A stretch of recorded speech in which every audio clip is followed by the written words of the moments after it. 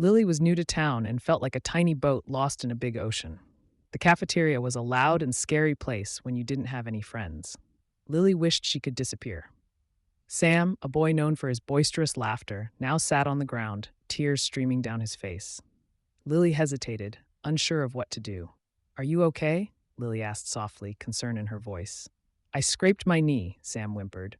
"Here, I have a bandage. It has unicorns on it," Lily said gently, offering comfort. "Wow, thanks," Sam said gratefully. "Hey, do you want to play soccer with us?" invited one boy.